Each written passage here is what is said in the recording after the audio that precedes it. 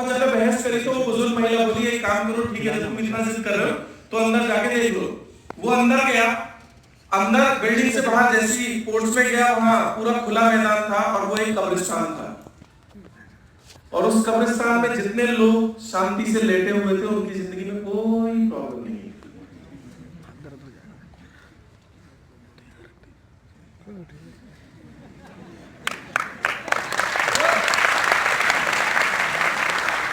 Problem है तो हम जिंदा हैं, राइट। ये सिक्के के दो पहलू हैं। अगर प्रॉब्लम नहीं है तो ऐसा तो सिर्फ वहां होता है नो प्रॉब्लम जोन, और मुझे नहीं लगता भी हम सब लोगों की उम्र है वहां। अब जब यहां रहेंगे तो प्रॉब्लम तो साथ रहेगी। अब एक चीज और है, किसी भी प्रॉब्लम का सलूशन अगर हम निकालते हैं तो उसके बदले में हम एक दूसरी प्रॉब्लम गले लगाते हैं जानबूझ के। जैसे मोटापा एक समस्या है, यानी एक प्रॉब्लम है, और इसका समाधान क्या है कि हम जिम जाएं, वर्कआउट करें, राइट। और जब जिम जाएंगे, वर्कआउट करेंगे तो क्या ये एक नई समस्या नहीं है? खुद से चूज करिए ना आपने। गरीबी क्या है? एक समस्या है, और इसका समाधान क्या है? हम कुछ काम करें, पैसे कमाएं, और जब हम काम करने जाएंगे, पैसे कमाएंगे तो क्या एक नई समस्या? बेचारे बहुत सारे यहाँ यंग लड़के बैठे हुए जिनको खाना बनाने में कभी कभी दिक्कत होती होगी, इसका समाधान क्या है? शादी। और क्या शादी है? अब बेचारे जो शादीशुदा बैठे बोले साहब इससे बड़ी क्या हो सकती है ना? तो हाँ बजा लो, मुझे लग रहा है शादीशुदा लोगों में मजा है।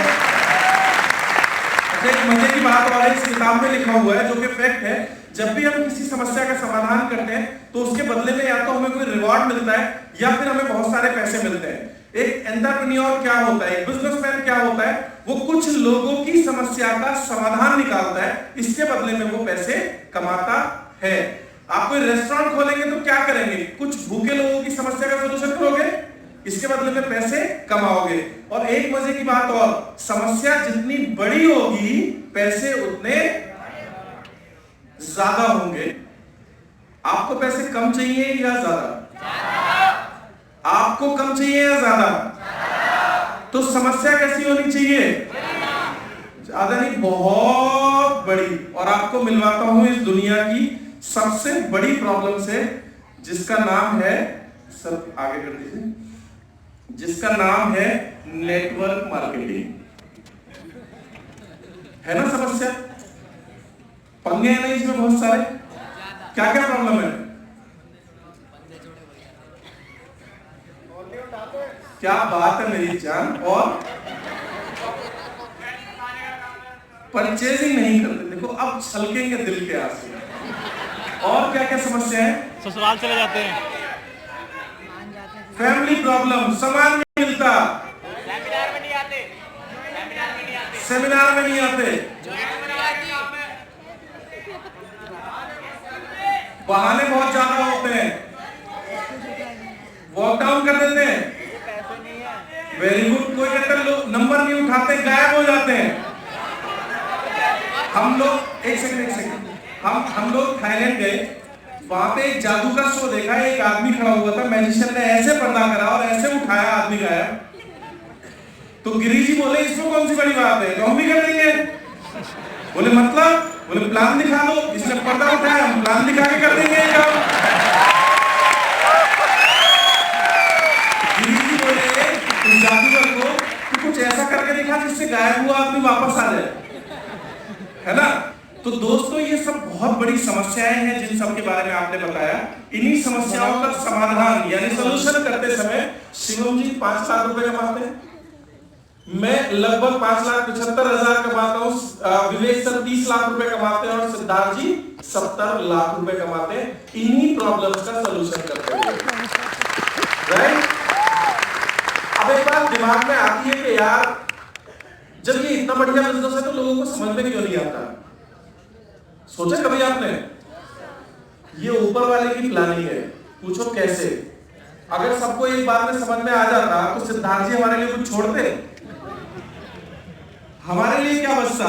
झुनझुना जो बैठ के बजाते? ये तो सिस्टम है। देखो हमारे लिए कुछ लोग चाहिए और हमारी आने वाली जनरेशन को भी तो कुछ लोग चाहिए। तो मैं तो दिल से दुआ करता हूं सबको एक साथ समझ में ना आए। और वैसे भी जब समझ में सबके एक साथ आ जाएगा तो किसी भी चीज, कोई भी चीज अगर ज्यादा लोगों को एक साथ समझ में आ जाती है तो उस चीज की मट्टी पलीत हो जाती है ना।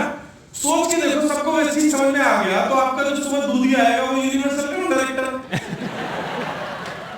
आपका जो धोबी है वो डांस करता हुआ आ रहा है कपड़े लेके, मैं क्राउन डायरेक्टर बन गया। आपकी काम वाली भाई मैं स्टार डायरेक्टर है जी, ऊट-पटांग नहीं हो जाएगा। It's a part of balancing, ये सबके समझ में नहीं आएगा। कोई तो चाहिए आपके कपड़े धोने के लिए, कोई तो चाहिए आपकी गाड़ी चलाने के लिए, और कोई तो चाहिए आपके घर दूध लाने के लिए, राइट। तो ये जैसे चलता है ये वैसे ही चलेगा, और इन्हीं समस्याओं के साथ चलते हुए लोग यहाँ लखपति और करोड़पति हो रहे हैं, और आप भी होंगे। और हर आने वाली नई समस्या हम लोगों के लिए एक अपॉर्चुनिटी होती है पैसा कमाने की। चलिए नेटवर्क मार्केटिंग को थोड़ा सा डिटेल से समझते हैं। नेक्स्ट, नेटवर्क मार्केटिंग वो खूबसूरत बिजनेस है जिसने इस दुनिया को हजारों लाखों करोड़पति दिए हैं। अगले करोड़पति आप और भी हो सकते हैं अगर आप अच्छे से समझ ले नेटवर्क मार्केटिंग है क्या। नेक्स्ट, नेटवर्क मार्केटिंग वो जरिया है जो हमारे उन सपनों को पूरा करने में मदद करता है जो आज हम अपनी नौकरी या बिजनेस से पूरे नहीं कर सकते। इस हॉल में बहुत सारे लोग ऐसे बैठे होंगे जो नौकरी करते हैं, यस और नो? नौकरी करके कोई आदमी मर्सिडीज चला सकता है? मैं भी नौकरी करता था, अगर नौकरी करता रहता तो क्या मर्सिडीज चलाता? यानी नेटवर्क मार्केटिंग वो जरिया है जो हमारे उन सपनों को पूरा करने में मदद करता है जो हम नौकरी से पूरे नहीं कर सकते। देखो दोस्तों, नौकरी गुजारे के लिए ठीक है, सपने पूरे नहीं करेगी। किराए का घर कब तक बढ़िया? जब तक अपना ना हो। तो नौकरी करो, पार्ट टाइम करो बिजनेस को तब तक जब तक आपकी सैलरी बीट ना हो जाए। जिस दिन आपकी इनकम वेस्टीज से नौकरी से ज्यादा हो जाए, नौकरी को करो रिजाइन और फुल टाइम करके अपने सपनों को पूरा करो। नेक्स्ट, अब बात करते हैं सपने क्या हो सकते हैं। सपना हो सकता है 78% लोग इस बिजनेस को ज्वाइन करते हैं एक एक्स्ट्रा इनकम के लिए, कि अगर मेरी 20, 25, 30, 50 हजार रुपए जो मेरी सैलरी है, अगर 25 हजार रुपए मुझे एक्स्ट्रा मिलने शुरू हो जाए तो मैं अपने घर का ये काम कर लूं, मैं अपनों की बच्चों की एजुकेशन अच्छी कर दूं, मैं कुछ सेविंग्स करना चालू कर दूं, या मैं कुछ और एक्स्ट्रा करना शुरू कर दूं। मोर देन 78% बिजनेस में लोग इसलिए आते हैं क्योंकि वो एक एक्स्ट्रा इनकम चाहते हैं। लगभग 3% लोग इस बिजनेस को इसलिए ज्वाइन करते हैं क्योंकि वो अपने सपनों का घर बनाना चाहते हैं। हमारे नेटवर्क में एक सज्जन है जो गवर्नमेंट ऑफ इंडिया में जॉब करते हैं और उनका जॉब बहुत अच्छा है। मैंने जब उनसे पूछा कि बिजनेस आप क्यों करते हो, तो उन्होंने बताया कि मैं अपनी जॉब से पढ़ाई लिखाई, बच्चों का रहन सहन सब कुछ पूरा कर सकता हूं, लेकिन मैं इतने पैसे नहीं बचा सकता जिससे कि मैं अपने लिए एक ड्रीम होम बना सकूं। तो मेरा वेस्टीज बिजनेस ज्वाइन करने का जो मोटो है वो सिर्फ ये है कि मैं यहां से अपना एक अच्छा घर बनाऊं। Next slide. कुछ लोग इस बिजनेस को इसलिए ज्वाइन करते हैं कि वो अपने सपनों की कार खरीद सके, और यहाँ कुछ लोग शायद हार्ले डेविडसन लेना चाहते हैं। यस और नो? कुछ लोग इस बिजनेस को ज्वाइन करते हैं मान सम्मान के लिए। मैं भी गुवाहाटी एयरपोर्ट गया सक्सेस सेमिनार करने के लिए, तो रात का फ्लाइट था। लगभग 4 लोग जिनके पास लग्जरी कार थी वो मुझे लेने आए, और करीब करीब 150 के आसपास लोग और रहे होंगे, और उन्होंने मुझे फूलों की मालाओं से लाद दिया, और पूरा हावल्ला वहां पे हो रहा था। छोटा सा एयरपोर्ट है, और वहां उसी फ्लाइट से एक नेताजी आए जिसको लेने के लिए 4 आदमी थे, और उनके गले में एक गेंदे के फूल की माला थी। और जब नेताजी बाहर निकले तो इधर हावल्ला देख के नेताजी टेंशन में आ गए, बोले कोई नई पार्टी तो नहीं आ गई? क्या आप लोग भी चाहते हैं मान सम्मान? वेस्टीज आपके लिए वो मौका हो सकता है। विदेश यात्राएं, अभी आप लोगों ने यहाँ लोगों ने स्टेज से बताया, आपने मेरे फोटोग्राफ देखे, यही एक ऐसा माध्यम है जहां आप हर 6 महीने विदेश यात्रा के लिए जा सकते हैं। It could be your one of the dream. Next stage, ये आगे जितने जहरीले बैठे हैं ना लीडर्स, इनका सपना होता है कि वो भी एक दिन ऐसा सक्सेस सेमिनार करें। यस और नो? और उनका ये सपना जरूर पूरा होगा, क्योंकि वेस्टीज ही वो प्लेटफॉर्म है जहां से आप लोगों की जिंदगी को छू सकते हैं। Next, debt free life. जाने अनजाने में हमसे कुछ ऐसे कदम उठ जाते हैं जिसकी वजह से हमारे ऊपर कर्जा हो जाता है, और जाना अनजाना तो छोड़ दो, आज की डेट में तो एमआई की फ्लैश सेल चल रही है। क्रेडिट कार्ड पे लो ईएमआई पे आपको मोबाइल फोन मिलता है, जूते तक क्रेडिट कार्ड पे ईएमआई पे मिलते हैं। आज की डेट में मेजॉरिटी ऑफ लोग जो शहरों में रहते हैं वो कर्जे के नीचे दबे हुए हैं। हमारा घर ईएमआई पे, हमारा फ्रिज ईएमआई पे, हमारा टीवी ईएमआई पे, हमारा जूता ईएमआई पे, बस अंडरगारमेंट और बचे हुए हैं, कुछ दिनों में वो भी आ जाएंगे, राइट? तो दिस इज द बिजनेस जहां से आप अपनी इनकम को इतना बढ़ा लेते हैं कि आपको ईएमआई का चक्कर में पड़ने का जरूरत नहीं होता। इसके अलावा फैमिली प्रोटेक्शन, मेजॉरिटी ऑफ लोग इंश्योरेंस कराते हैं अपनी फैमिली को प्रोटेक्ट करने के लिए, लेकिन क्या इंश्योरेंस सफिशिएंट है? आज आप जिंदा हैं, आपकी इनकम से फैमिली के खर्चे नहीं चल रहे हैं, वो 2, 5, 10, 15, 20 लाख क्या करेंगे परिवार के लिए? होता क्या 20-25 लाख रुपए में आज की डेट में कोई ढंग का काम भी शुरू नहीं होता। और अगर आजू बाजू के लोग लूटने खसोटने पे उतर रहे तो वो पैसे भी लोग उन नॉमिनी से छूट लेते हैं, राइट? आज वेस्टीज की अगर हम बात करें, मिस्टर सुदर्शन मोहंती जी और ऐसे कितने सारे एग्जांपल हैं जो आज इस धरती पे नहीं भी हैं, लेकिन उनकी फैमिली का जो लाइफस्टाइल है पहले से और बेहतर होता चला जा रहा है। आज उनकी फैमिली मर्सिडीज ई क्लास में घूमती है, उनके बच्चे डीपीएस के अंदर पढ़ते हैं और भुवनेश्वर की सबसे शानदार सोसाइटी में रहते हैं। This is called family protection. वो फैमिली प्रोटेक्शन हम इस बिजनेस से अपने परिवार को दे सकते हैं। Next slide. अब एक बात करते हैं कि ऐसा क्या है कि हमारी आज की नौकरी या बिजनेस से ये सारी चीजें हमें क्यों नहीं मिल पा रही हैं? कभी सोचा इस बारे में? एक किताब है doctor Robert E Kiyosaki, business school, वो जरूर पढ़िएगा। उसका जो क्रक्स है मैं आप लोगों के साथ शेयर कर रहा हूं। उन्होंने इस दुनिया के प्रोफेशंस को 4 हिस्सों में डिवाइड किया। इन 4 हिस्सों से हम पैसा कमाते हैं, या तो हम नौकरी करके पैसा कमाएंगे, या फिर हम कोई छोटा मोटा बिजनेस करके पैसा कमाएंगे, और जितने भी प्रोफेशनल्स हैं, weather he is a doctor और चार्टर्ड अकाउंटेंट और अ लॉयर, या कोई ब्यूटिशियन है, वो सभी इस स्मॉल स्केल इंडस्ट्री की कैटेगरी में आते हैं। एक कैटेगरी है बिग बिजनेस और लास्ट कैटेगरी होती है इन्वेस्टर। हम में से कितने लोग राकेश झुनझुनवाला और वॉरेन बफेट को जानते हैं? सभी लोग। क्या ये काम करते हैं? नो, ये अपने पैसे को इन्वेस्ट करके पैसा कमाते हैं। दूसरी कैटेगरी होती है मुकेश अंबानी या ऐसे कोई बिजनेसमैन जो बहुत बड़े बड़े बिजनेस एम्पायर खड़ा करते हैं। क्या अगर ये 6 महीने तक काम पे ना जाए तो इनकी इनकम डाउन आएगी? नो। एक आदमी ने पूछा सर बिजनेस तो बिजनेस है, तो फिर ये छोटा बिजनेस और बड़ा बिजनेस क्या?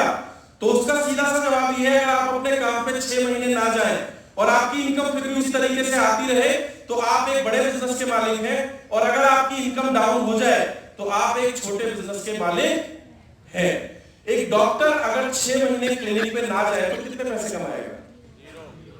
क्या बात कर रहे हो? एक चार्टर्ड अकाउंटेंट अगर 6 महीने अपने दफ्तर ना जाए, कोई काम ना करे,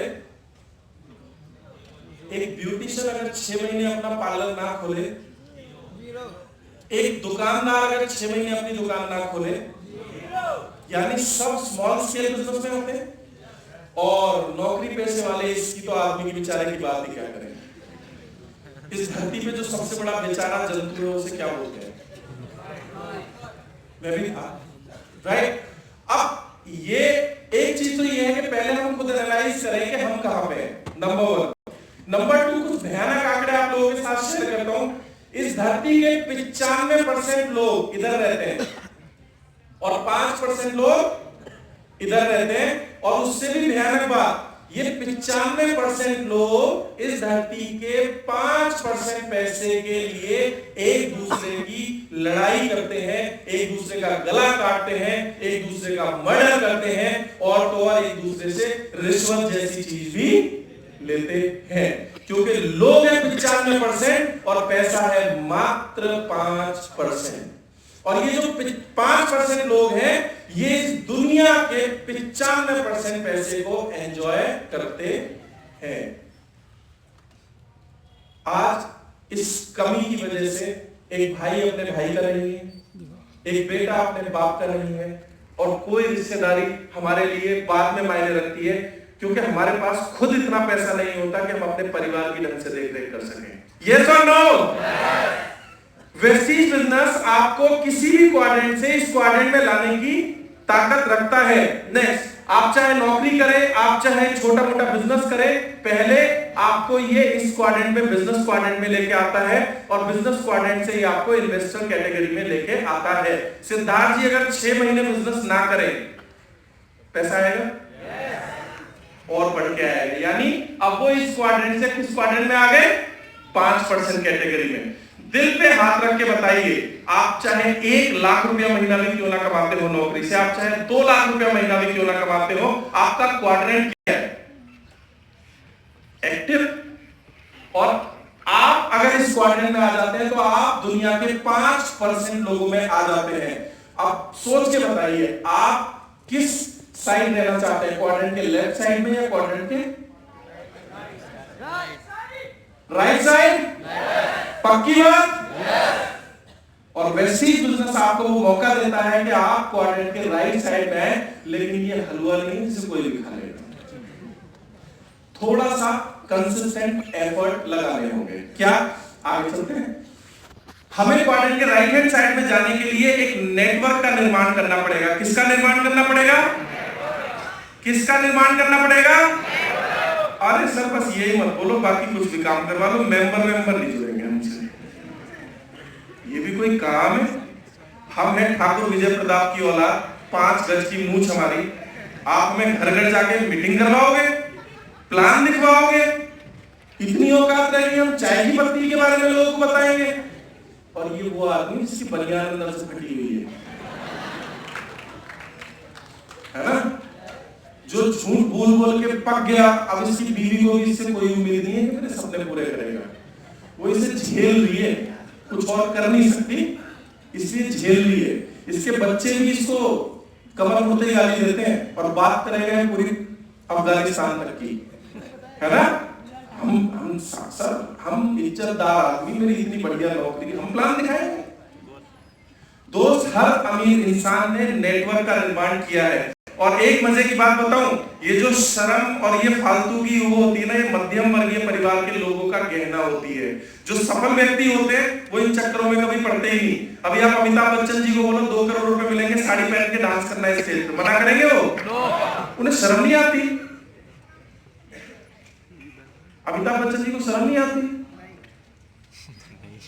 साड़ी पहन के डांस कर लेंगे।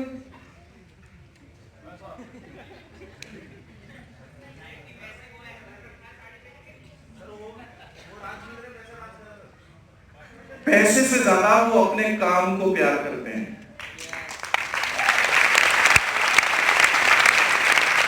एक चीज होती है सेल्फ एस्टीम।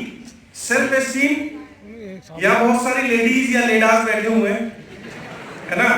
मैं अगर किसी को बुरा मत मानना, मेरी कोई भी बात बुरी लगे तो मैं पहले से हाथ जोड़ के माफी मांग रहा हूं। बाहर मेन रोड पे सड़क है, मैं आपसे बोलूं बाहर जाके झाड़ू लगाओ, शायद आप लोगों को गुस्सा आ जाएगा, राइट। और मैं वही बोलूं कि यहां से मां दुर्गा का एक वो निकलने वाला है मेला, उसके लिए आपको झाड़ू लगानी है, आप लगाएंगे? अब देखो, काम झाड़ू लगाने का है, लेकिन कारण बदल गया तो हमारी सेल्फ एस्टीम बढ़ गई। अमिताभ बच्चन इसलिए नहीं नाचता कि उसे साड़ी पहन के पैसे कमाने हैं। अमिताभ बच्चन इसलिए नाचेगा क्योंकि वो एक्टिंग से प्यार करता है। और जिस दिन आप वह चीज से प्यार करना शुरू कर देंगे, अपने सपनों से प्यार करना शुरू कर देंगे, उस दिन आप हर चलते हुए आदमी को प्लान दिखाने की हिम्मत रखते हैं। तो वाकई में विवेक सक्सेना जी को शायद हमें प्लान दिखाने में शर्म आई हो, लेकिन आज उनकी वजह से हमारी जिंदगी बदली है। आज हम उनको दिल से कृतज्ञ हैं उनके लिए। तो अगर ये भावना आपके अंदर आ गई, अगर आप अपना फास्ट डेट करने के लिए प्लान दिखाएंगे तो ये हेजिटेशन आपके मन में आएगा। लेकिन अगर आप ये सोच के लोगों को प्लान दिखाएंगे कि प्लान देखने के बाद अगर ये ज्वाइन करेगा, इसकी और इसके परिवार की किस्मत बदलेगी, तो आपको शर्म नहीं आएगी। और हमें इसमें करना क्या है? हमें नेटवर्क का निर्माण करना है। वापस ये देख रहे हैं सामने, नेटवर्क का शुरू का पार्ट क्या है? हमें ज्वाइन करना है और हमें 6 लोगों को स्पॉन्सर करना है। कितने लोगों को? कितने लोगों को? 2 दोस्त, 2 रिश्तेदार, पड़ोसी, ठीक है।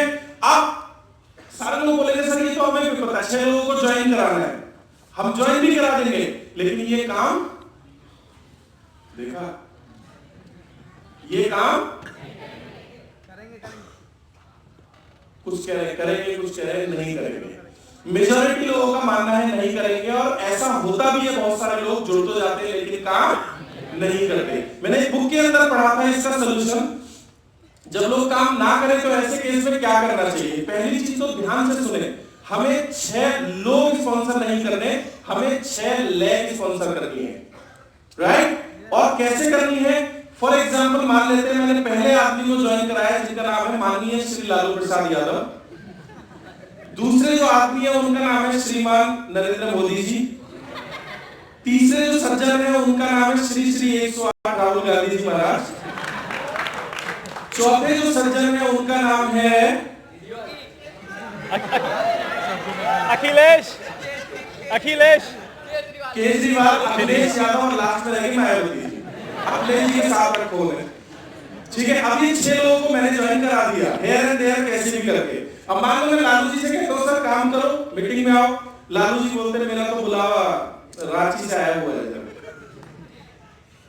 होता है ना, अपने दोस्त को बोलते हैं चलो मीटिंग में चलो, प्लान दिखाओ, काम करो, कहते नहीं मेरे मामा के दोस्त की बहन जी की ताई की लड़की के फूफा की शादी है, ऐसे ऐसे बहाने बनाते हैं ना। तो अब ऐसी सिचुएशन में हमें क्या करना है? देखो सपने उसके नहीं है, सपने हमारे हैं। तो हमें क्या करना है? जैसे हम इस आदमी को ज्वाइन कराएंगे इमीडिएट या तो उसे मेंटली इस तरीके से प्रमोट करें, उसे मोटिवेट करें कि वो खुद से काम करना शुरू कर दे, और अगर नहीं कर सकता तो हमें 20-25 लोगों के नाम नंबर उससे लेने हैं और इमीडिएट उसकी प्रेजेंस में हमें उन 20-25 लोगों को फोन कॉल करना है। मान लीजिए लालू यादव जी ने 25 लोगों के नाम दिए और उनमें से एक आदमी आपसे मिलने के लिए तैयार हो जाता है। 20 लोग मना कर देते हैं, एक आदमी मिला, उसका नाम है मिस्टर रामविलास पासवान, और वो आपके कहने से बिजनेस को ज्वाइन कर लेता है। अब रामविलास पासवान जी बोले यार देखो मैं ज्वाइन तो कर रहा हूं लेकिन मैं भी थोड़ा सा बिजी हूं। अब ये आपकी जो जनरेशन है ये फर्स्ट, ये है सेकंड। अब रामविलास पासवान जी से भी हमें 25 लोगों के नाम नंबर ले हैं और वो एक नाम दे देते हैं नीतीश कुमार जी का, ठीक है?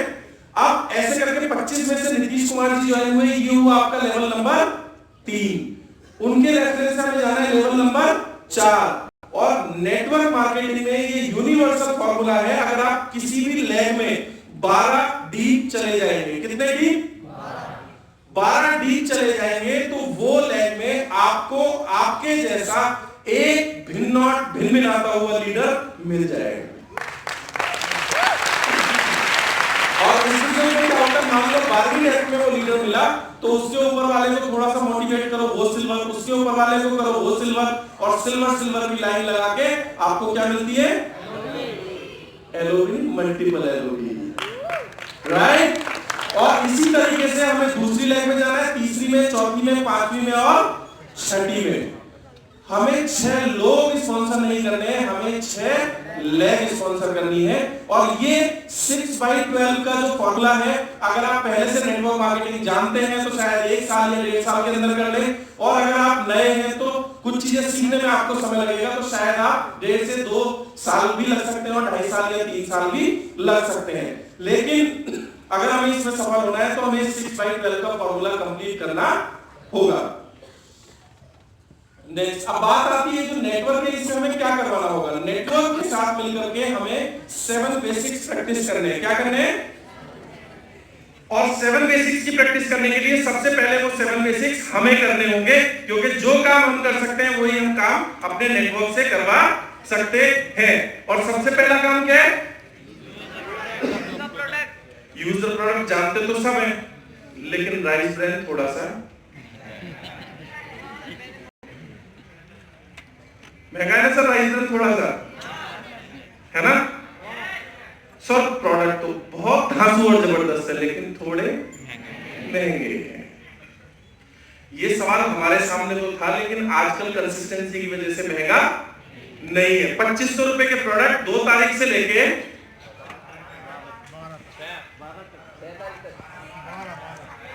थाईलैंड बुरा लगता है क्या? 2 तारीख से लेके 6 तारीख तक अगर हम 2500 रुपए के प्रोडक्ट 6 महीने लेते हैं तो 7वें महीने में 2500 रुपए के प्रोडक्ट फ्री मिलते हैं और साथ में थाईलैंड का लकी ड्रॉ का कूपन भी डलता है, राइट? तो अगर आप एग्रीगेट कैलकुलेट करेंगे तो लगभग 50% डिस्काउंट रेट पे हमें प्रोडक्ट पड़ते हैं। और दूसरी बात, अगर आप इन प्रोडक्ट्स को रेगुलर बेसिस पे यूज करते हैं तो इसके अंदर से मर्सिडीज भी निकलती है। किसी भी प्रोडक्ट को लेने से पहले किसी भी आदमी की 2 साइकोलॉजिकल बैरियर होते हैं, एक उसका रेट और दूसरी उसकी क्वालिटी, राइट? अब क्वालिटी की अगर बात करें तो दुनिया में इंटरनेशनल स्टैंडर्ड पे वेस्टीज आज इतना बढ़िया कर रही है, और रेट की अगर हम बात करें तो कंसिस्टेंसी से प्रोडक्ट कितने सस्ते पड़ते हैं, और भुला दो सारी चीजें। मैं आपको आज एक टोटका बताता हूं, बताओ। 2500 रुपए के प्रोडक्ट 5 साल तक ये हर महीने आपको लेने, और रोज एक आदमी को बात बतानी है यही वाली। आपका घर भी बदल जाएगा, गाड़ी भी बदल जाएगी, यात्राएं भी बदल जाएंगी, आपका बटुआ भी बदल जाएगा, सारी चीजें बदल जाएंगी। बस 2 चीज रहेंगी आपकी, आपके बच्चे और आपकी बीवी, वही रहेंगी, बाकी सब चीज बदल जाएंगी। ठीक है? नौकरी कितने लोग करने जाते हैं? बहुत सारे लोग जाते हैं। मैं एवरेज बात कर लेता हूं, क्या ऑफिस हमारे घर में होता है? मान लो एक आदमी भजनपुरा रहता है, वो आईटीओ नौकरी करने जाता है या नेहरू प्लेस नौकरी करने जाता है, तो कुछ तो किराया खर्च होता होगा, 2-2.5 हजार रुपए खर्च होते हैं, खर्च होते हैं। क्या कुछ मिलता है उसके बदले? 2.5 हजार रुपए वेस्टीज कंपनी को दे रहे हैं, वो तो फ्री में कुछ प्रोडक्ट भी दे दिया करेगी आपको। ठीक है? उस एक्सट्रीम लेवल पे अगर आप एक बार सोच लोगे, 2.5 हजार रुपए के प्रोडक्ट हमें कमिटमेंट करना है कि 5 साल तक इस कंपनी से खरीदेंगे, और हर जानने वाले को बस यही बात बताएंगे, इससे ज्यादा टेक्नोलॉजी लगाने की जरूरत नहीं है। राइट? अगर आप ऐसा सोच के इन प्रोडक्ट्स को इस्तेमाल करते हो दोस्तों, आपकी जिंदगी बदल सकती है। और ये बात बहुत छोटे छोटे बच्चे भी जानते हैं। मेरा एक दोस्त है, रोहिणी में रहता है, मैंने उसे प्रोडक्ट दिए, और देने के बाद जब 3 महीने उसने मुझसे वापस कुछ डिमांड नहीं करी, तो होता है ना, अगर डिमांड नहीं आई तो इसका मतलब कुछ ना कुछ गड़बड़ है। मैं रोहिणी गया, मैंने उस दोस्त से पूछा, मैंने कहा क्या हुआ, मैंने तुम्हें प्रोडक्ट दिए तो तुमने दोबारा ऑर्डर नहीं करे? बोले यार चिंटू को तुम्हारा टूथपेस्ट पसंद नहीं है। मैंने कहा मतलब? कह रहा उसे स्वाद पसंद नहीं है तुम्हारे टूथपेस्ट का। पहली बात तो स्वाद का कोई लेना देना होता नहीं है दांत साफ करने में। पर मैंने फिर कहा कोई बात नहीं, मैंने चिंटू को अपनी गाड़ी में बिठाया मर्सिडीज में, उसका शीशा खोला, ऊपर का छत खोली और गाना लगाया, तेनू काला चश्मा जचदा है, फुल वॉल्यूम में, और चिंटू को रोहिणी का चक्कर लगवाया, और चिंटू डांस करे, नाचे, कूद मचाया, बड़ा मजा आया चिंटू को। और जब थोड़ा सा घूम के मैं वापस घर आया, मैंने चिंटू से पूछा, चिंटू गाड़ी कौन सी चाहिए, ये तुम्हारी वाली i10 या ये वाली मर्सिडीज? क्या बात कर रहे हो अंकल, मेरे को तो मर्सिडीज ही चाहिए। मैंने कहा टूथपेस्ट ये वाला करना पड़ेगा।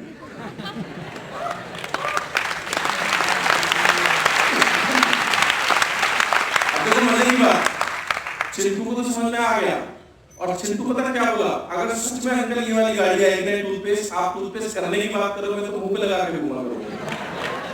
तो मैंने उसके बाप को बोला, चिंटू को समझ में आ गया, तेरे को आया, उसी दिन से उसने बिजनेस करना शुरू कर दिया। दोस्तों ये बिजनेस, ये प्रोडक्ट महंगे नहीं है। और इन सब के ऊपर मैं एक आपको बात बताता हूं, हम लोग माधुरी दीक्षित और अमिताभ बच्चन की तरह झूठ नहीं बोल सकते। राइट? हमें सबसे पहले इन प्रोडक्ट्स को यूज करना होगा, फील करना होगा, तभी हम लोगों को इसके बारे में एक्सप्रेशन दे सकते हैं। दूसरा काम है हम लोगों का शेयर द प्रोडक्ट। बहुत सारे लोगों को लगता है कि इसमें प्रोडक्ट बेचने पड़ते हैं। बोलते हैं लोग, जब आप लोगों से बात करते हैं वेस्टीज के बारे में, तो क्या कहते हैं, मुझे बेचना नहीं आता, मुझे बेचने में दिक्कत आती है। दोस्तों बेचना पता है किसे कहते हैं? एक रेडी खरीदो, क्या खरीदो, उस पर नोनी रखो, स्पिरुलिना रखो, ब्लैक सॉइल रखो, टूथपेस्ट रखो, साबुन रखो, शैम्पू रखो, और गली गली में घूमो, नोनी ले लो। ये कहां करना है? इसी को तो बेचना कहते हैं। शेयर करना मतलब जैसे अमिताभ बच्चन करता है, जैसे माधुरी दीक्षित करती है, जैसे सचिन तेंदुलकर करता है, जैसे अक्षय कुमार करता है, जैसे शाहरुख खान करता है। अब एक बात बताओ, अमिताभ बच्चन टीवी पे आया, उसने बोला पेट में दर्द हो, हाथ में लगाओ, अमिताभ बच्चन चला गया, अब हाथ में बिके या ना बिके, उसके बाप का क्या जाता है? सेम वे हमें करना है। और बाली सर ने एक बहुत बेहतरीन तरीका बताया है कि हमें कैसे शेयर करना है। मान लो आज के बाद आपको कोई भी आदमी मिलेगा, और मैं राजीव, क्या हालचाल यार, जब से नोनी स्पिरुलिना खाना शुरू करा है, कसम से मजा आ गया जिंदगी में। अब सामने वाले का क्या होगा? File not found. वो कहेगा नोनी स्पिरुलिना क्या है, ले लो खोपचे में साइड से। This is called sharing. ज्यादा से ज्यादा क्या होगा, वो आपकी बात सुनेगा और इग्नोर, ध्यान नहीं देगा, इससे ज्यादा तो कुछ नहीं हो सकता। लेकिन लोगों की कौन सा हमारे देश में कमी है? लोगों से मिलो, दोस्ती करो, और जब भी वो हाय हेलो करे, यार मैंने तो जब से नोनी स्पिरुलिना खाना शुरू करा है, कसम से मेरी जिंदगी में तो मजा आ गया। लेकिन एक मजे की बात बोलूं, ऐसा आप तब बोल पाएंगे जब आप सच में नो लिस्टरली ना, क्योंकि आप अमिताभ बच्चन और हेमा मालिनी और शाहरुख खान और माधुरी दीक्षित की तरह झूठ नहीं बोल सकते। वो कहते हैं लक से रहो मेरी खूबसूरती का राज। लगता है आपको 20-25 रुपए के साबुन से नहाती हो, मुझे तो छोड़ दो, उसका कुत्ता भी नहीं नहाता होगा। और मजे की बात, जो भी नई सुपर हिट हीरोइन होती है वही कहती है लक से। मुझे लगता है कि लक से ही सारे के सारे गोरे गोरे है ना। या तो वो बेवकूफ है, हमें बहुत बड़ा बेवकूफ समझते हैं। और मजे की बात, हर साबुन के अंदर मर्सिडीज होती है, लेकिन मिलती उसे जो उसके बारे में बताता है। जितनी भी हीरोइन सब मर्सिडीज से चलती है नहीं, और जितने हीरो हैं यहाँ वो एश्योर का साबुन बताते हैं, वो भी मर्सिडीज से चलते हैं। तो इंपॉर्टेंट क्या है? शेयरिंग करना, लोगों को बताना। इसके अलावा मेक अ लिस्ट। आप जब इस बिजनेस में आते हैं तो आपको एक प्रॉपर लिस्ट मेंटेन करना होगा। मोर देन 80% लोग इस बिजनेस में इसलिए सफल नहीं हो पाते क्योंकि वो लिस्ट नहीं बनाते हैं। यार अगर हमारे घर में छोटी सी सत्यनारायण की कथा हो तो पंडित जी सबसे पहले क्या देते हैं? अगर हमारे घर में 20-25 लोगों का खाना हो तो हलवाई सबसे पहले क्या पकड़ाता है? बीवी को कहीं बाहर घूमने जा रहा है तो सबसे पहले क्या पकड़ाती है? मतलब ये लिस्ट हर जगह है, और जहां करोड़ों रुपए की बात हो वहां लिस्ट हम नहीं बनाएंगे। ऐसा कैसे चलेगा? तो सबसे पहले प्रोफेशनल तरीके से हमें लिस्ट बनानी है। YouTube के ऊपर बहुत सारे वीडियोस हैं, ट्रेनिंग्स हैं, लिस्ट कैसे बनानी है। लिस्ट बनाने के बाद अगला काम आता है हमारा इनविटेशन। हमें लोगों को इनवाइट करना सीखना है, कैसे हमें बड़े और छोटे लोगों को या अननोन लोगों को या स्ट्रेंज लोगों को इस बिजनेस की प्रेजेंटेशन के लिए आमंत्रित करना है। इसके बाद अगला स्टेप आता है जो इस दुनिया का सबसे मुश्किल काम है, जिसे कहते हैं शो द। वर्चुअली कितने लोगों की नानी टैं होती हुई देखी जाती है जब उनसे प्लान दिखाने के लिए बोला जाता है ना? कोई बोला ये रहा एक हर अपलाइन का सबसे बड़ा दर्द, काश मेरी डाउनलाइन भी प्लान दिखाना सीख ले। और डाउनलाइन भी वो क्लासिकल बहाने ढूंढ के लाती है, वो क्लासिकल बहाने ढूंढ के लाती है कि अपलाइन बेचारा मजबूर हो जाता है। अरे सर आप आज मेरे गले में इतना दर्द हो रहा है, बस आज आप दिखा दो, कल से मैं दिखाया करूंगा। ठीक है, अपलाइन बेचारी को उसने दिखा दिया। उससे अगले दिन सर वो रात रिश्तेदार आ गए, मैं प्रैक्टिस नहीं कर पाया, आज वाला बस आज लास्ट कल से मैं दिखाऊंगा। ठीक है, उसके अगले दिन अरे सर समझा करो, ये मेरे मौसारी है, आप जानते तो थर्ड पार्टी है। ये क्लासिकल बहाने। और इन सब के पीछे जो मेजर दो कारण है वो है एक फियर ऑफ रिजेक्शन और फियर ऑफ लॉस। ये दो बड़े कारण हैं जिसकी वजह से लोग प्लान दिखाने का इनिशिएशन नहीं कर पाते, यानी शुरुआत नहीं कर पाते हैं। एक तो होता है फियर ऑफ रिजेक्शन। बहुत सारे लोग प्लान दिखाने का इनिशिएट नहीं ले पाते क्योंकि फियर ऑफ रिजेक्शन की वजह से डरते हैं। रिजेक्शन एक घटना है, एक लड़का था चंपू, और वो अपनी गली की एक लड़की चमेली से बहुत सख्त प्यार किया करता था। चमेली जब भी घर से निकल के कॉलेज की तरफ जाया करती थी, चंपू गली के कोने पे ही मिलता था, और जब तक वो उसकी आंखों से ओझल ना हो जाए चंपू वहीं खंबे के नीचे खड़ा हुआ मिलेगा, और बड़ी प्यार भरी निगाहों से वो उसको देखा करता था। अच्छा, चंपू थोड़ा सुंदर भी था, चमेली भी इस बात को जानती थी और चमेली भी उससे प्यार करती थी। चमेली भी चाहती थी कि मेरे घर वालों से बात करें और हम लोगों की शादी हो जाए। चंपू भी ये चाहता था कि मेरी इससे शादी हो जाए और हम अपना घर बसाएं। वो सच्चा प्यार था। और धीरे धीरे दिन बीतते गए। जैसे जैसे चंपू चमेली को देखता, चमेली चंपू को देखती, प्यार और गहरा हो रहा था। अब चमेली उम्मीद करती थी कि चंपू मेरे घर वालों से बात करे, लेकिन चंपू जैसे ही बात करने जाता था एक अनचाहा डर उसे रोक लेता था, कहीं चमेली ने मना कर दिया। और चमेली को तो देखा जाए वो तो मुस्कुराती है, चमेली के पापा ने मना कर दिया तो बवाल हो जाएगा। और वो कहता था चलो अभी इसे ऐसे ही थोड़े दिन चलने देते हैं। सडनली क्या हुआ, चमेली 4-5 दिन के लिए गायब हो गई। हुआ ये कि ग्रेजुएशन कंप्लीट हो चुकी थी और चमेली के पिताजी ने दूसरे शहर के एक लड़के से चमेली की शादी। अब चंपू बेचारा रोज देवदास की तरह कोने में खड़ा रहता था, लेकिन चमेली उसे नजर नहीं आई। लगभग 2.5 साल बाद चमेली आई गोद में, और चंपू ने उस दिन माथे पे हाथ रख के बोला, काश टाइम से प्लान दिखा दिया होता।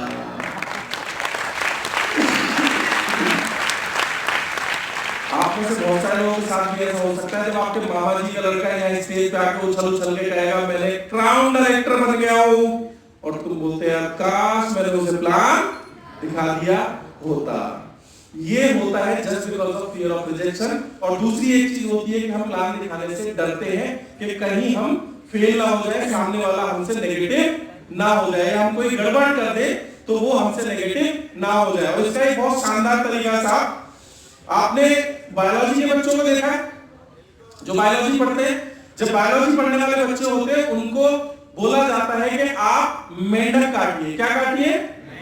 मेंढक काटने के लिए इसलिए बोला जाता है क्योंकि मेंढक बहुत होते हैं थोक के रेट में। मतलब जब बरसात होती है तो इतने मेंढक आते हैं, पता नहीं कब आसमान से टपकते हैं, है ना।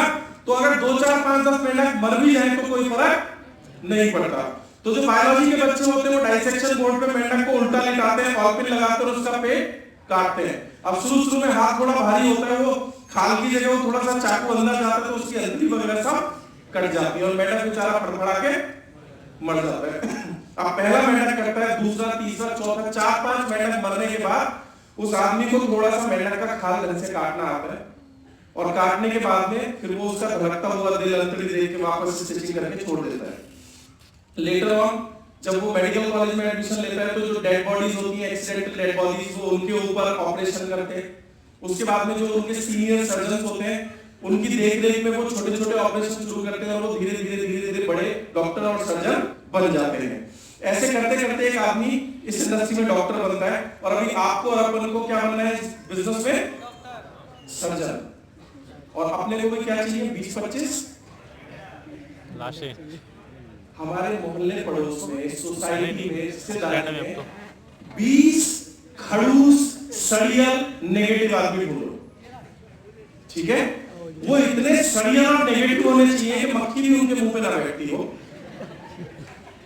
और उनके पास जाओ और उनको इज्जत से बोलो, वर्मा जी आज तो आप बड़े शानदार लग रहे हैं और आप बहुत समझदार हो और मैं एक बिजनेस शुरू कर रहा हूं, मुझे आपसे उस बिजनेस के बारे में कुछ सलाह लेनी है, 15 मिनट मिलेंगे क्या? अब जिस आदमी के मुंह में मक्खी ना बैठती हो तो आदमी के उसके आसपास खाक फटकेगा तो फ्री हो गई होगा, वो कहेगा हाँ आओ, और उसे प्लान बताओ। और प्लान में अगर कोई गलती भी हुई तो अपने बाप का क्या जाता है ना। ज्वाइन तो उसे वैसे भी नहीं करना, आप उसे प्लान बताओ और प्लान दिखाने के बाद उसे थैंक यू बोलो, मुस्कुराओ और मन में बोलो मेंढक नंबर 1, ठीक है।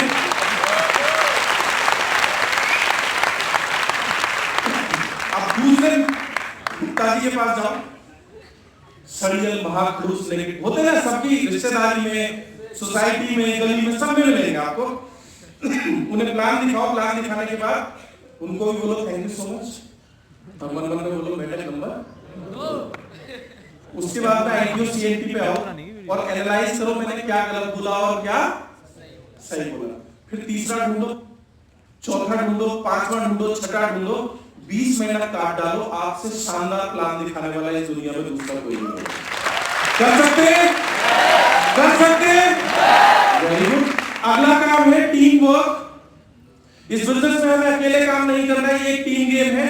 हमें अपने डाउनलाइन, अपनी cross line, DLCP, office management, staff, सब लोगों को साथ में लेकर के चलना है, सबके साथ एक मिलकर के टीम वर्क करना है और साथ में करना है फॉलो अप। फॉलो अप हमें करना है अपनी डाउनलाइन का, फॉलो अप करना है हमें अपनी अपलाइन का, फॉलो अप करना है हमें अपने प्रोस्पेक्ट्स का, हर वो चीज का फॉलो अप करना है जो हमारे इस बिजनेस में जुड़ी हुई है। ये 7 बेसिक्स सबसे पहले हमें प्रैक्टिस करने हैं और इन्हीं 7 बेसिक्स की प्रैक्टिस हमें अपनी टीम के अंदर करानी है।